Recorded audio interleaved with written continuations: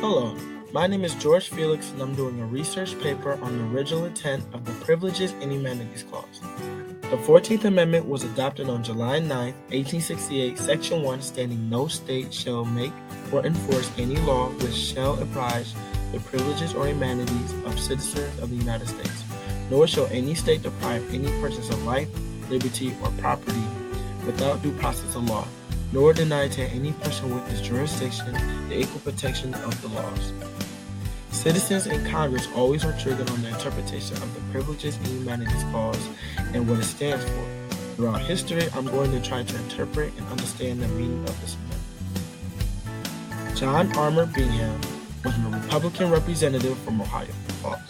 I'm sorry, John just reminds me of my favorite character, Grim from Adventures of Billy and Ray. Alright, moving back to the presentation. John Bingham was the architect of the rebirth of the United States following the Civil War.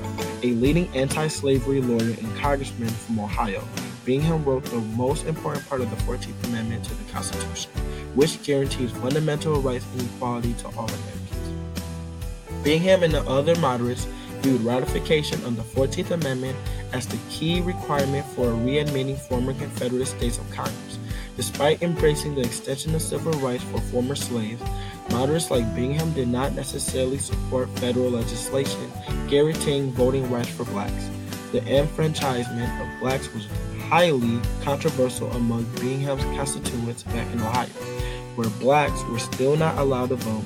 As a result, Bingham voted against early efforts to make black enfranchisement a condition for the restoration of home rule in the South. Later, events such as Southern resistance to ratification of the 14th Amendment, coupled with increased violence towards blacks, convinced moderates to endorse the radical agenda of implementing military rule in the South and enacting federal legislation to prohibit racial discrimination at the polls.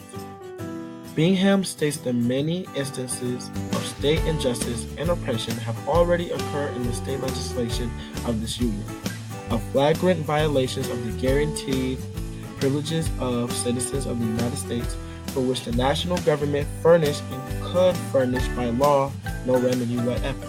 Contrary to the express letter of your Constitution, cruel and unusual punishments have been inflicted under states' laws within the Union upon citizens, not only for crimes committed, but the sacred duty done, for which and against which the government of the United States have provided no remedy and could provide none. It was an opprobrium of the Republican that the fidelity to the United States they could not by national law be protected against the degrading punishment inflicted on slaves and felons by state law.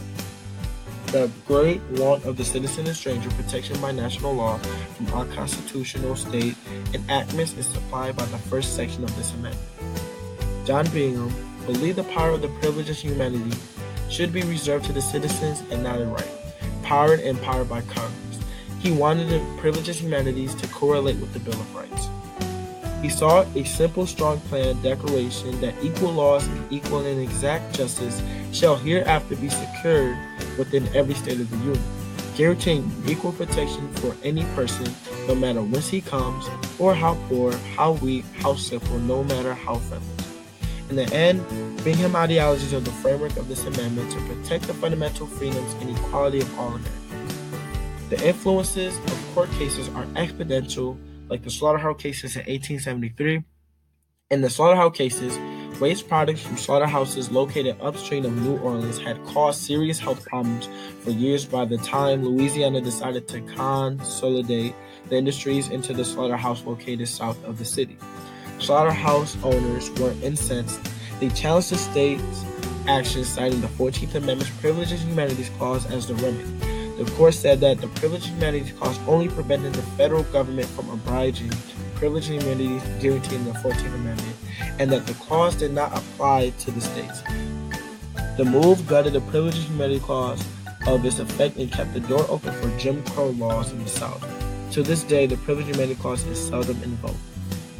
Lochner versus New York in 1905, Lochner, a baker from New York, was convicted of violating the New York Bake Shop Act, which prohibited bakers from working more than 10 hours a day and 60 hours a week. The Supreme Court struck down the Baker Shop Act, however, ruling that it infringed on Lochner's right to contract. The court Created using Powtoon.